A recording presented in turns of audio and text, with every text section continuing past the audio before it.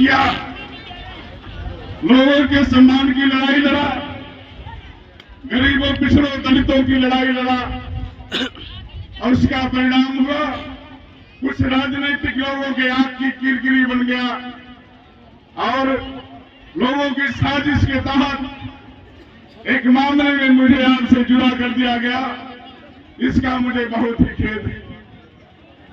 खेद इस बात का है कि मेरे दिल में एक सपना था, मेरे दिल में एक उल्लास था कि आपके बीच में संघर्ष करूंगा और संघर्ष करके इस इलाके का नाम रोशन करूंगा, इस धरती का नाम रोशन करूंगा। ये धरती है स्वर्गीय रामविभूति यादव जी की, ये धरती है कृष्णलाल यादव जी की, ये धरती है श्री श्री स्वर्गीय रणवीर यादव जी की। मैं कहना चाहता हूं उनसे हमें बहुत शिक्षा मिली है, संघर्ष करने की, लड़ाई लड़ने की, आपके हितों के लिए जूझने की। उस तमन्ना को लेकर के मैंने अभियान छेड़ा था और उस अभियान के तहत मैं विफल हुआ और आपसे जुदा हो गया। 17 सालों के बाद मैं आपके बीच में आज पुनः आया हूं, मंच पर खड़ा हूं, आपके सामने हूं। दोस्तों, मैं फिर वही कहना चाहता हूं, पुरानी बातें आपको याद दिलाना चाहता हूं। और प्रबंधक जी, आप यहां बैठ खड़े हैं, यहां जितने भी सम्मानित लोग बैठे हैं, क्षेत्र के नौजवान बैठे हैं, पुनः मैं कहना चाहता हूं, उस लड़ाई को तेज करूंगा, गरीबों की लड़ाई लड़ूंगा, पिछड़ों की लड़ाई लड़ूंगा और जहां भी गरीबों के साथ अन्याय होगा निश्चित तौर पर उस लड़ाई को आगे बढ़ाने का काम करूंगा। इस क्रम में मैं कहना चाहता हूं, विद्यालय है, यहां पर लंबा चौड़ा भाषण न देकर के सिर्फ इतना कहना चाहता हूं, एक मेमना था, एक छोटा सा जुमला मैं आपको बताना चाहता हूं। एक छोटा सा मेमना था, किसी मंदिर में जब हर कीर्तन होता था, गाना बजाना होता था और ढोल बजती थी तो मेमना जाकर के वहां बैठा रहता था और उस ढोल की आवाज को सुनता था। लोगों ने पूछा कि तुम कौन रोज यहां आते हो, क्यों यहां आकर के बैठते हो, क्या चाहते हो? तो मेमना ने कहा इस ढोलक की आवाज से, इस ढोलक से जो आवाज आ रही है, इस ढोलक से जो सुगंध आ रही है, उसमें मेरी मां की आवाज सुनाई देती है।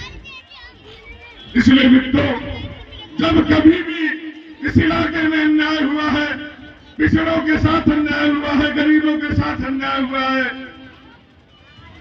दलितों के साथ अन्याय हुआ है, तो मैं हमेशा आगे बढ़ करके उनके कंधा से कंधा मिला करके काम करने का संघर्ष किया और उसी के तहत मुझे आज से जुदा कर दिया गया।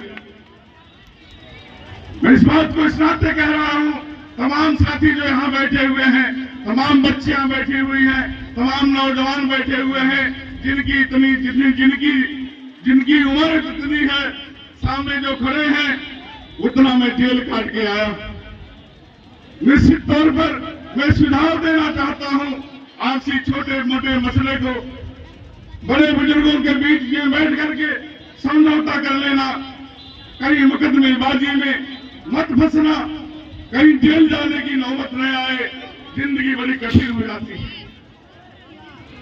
इसलिए मित्रों, मैं आपसे कहना चाहता हूं, जब भी कोई मसलात आपके सामने आए, उस मसले को यहीं पर बैठ करके सबके बीच में, बड़े बुजुर्गों के बीच में बैठ करके हल करने का काम करना, ये मेरा एक सुझाव है।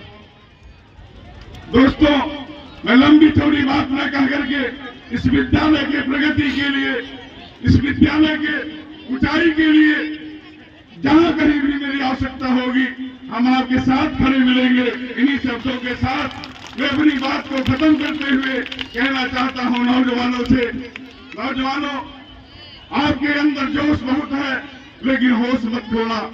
बड़े बुजुर्गों का सम्मान करना,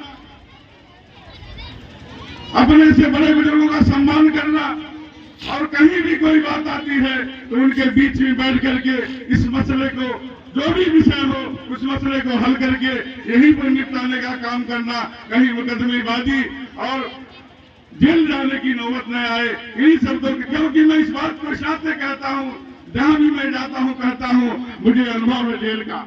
मैं जेल में कोई आदमी फंसता है, निश्चित तौर पर कहीं कोई मसला होता है, वो मसला 1 महीने 2 महीने में खत्म हो जाता है, लेकिन जो आदमी निरपराध जेल जाता है तो निश्चित तौर पर वो रोज मरता है, पल पल मरता है और घंटे घंटे पर मरता है, उसकी जिंदगी बर्बाद और तबाह हो जाती है। मैं अपने बच्चों से, अपने परिवार से, आप लोगों से 17 साल जुदा था, इसका दर्द मुझे बहुत है। लेकिन उन नापाक साजिश करने वाले लोगों को मैं कहना चाहता हूं, निश्चित तौर पर रामवृक्ष यादव आज जो आपके बीच में खड़ा है, सिर्फ एक ही कारण है, आप सबकी दुआएं, आप सबका आशीर्वाद, आप सबकी मोहब्बत।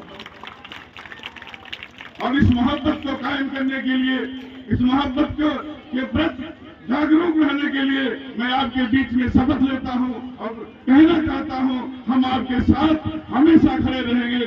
बहुत बहुत धन्यवाद। जय हिंद, जय भारत, जय समाजवाद।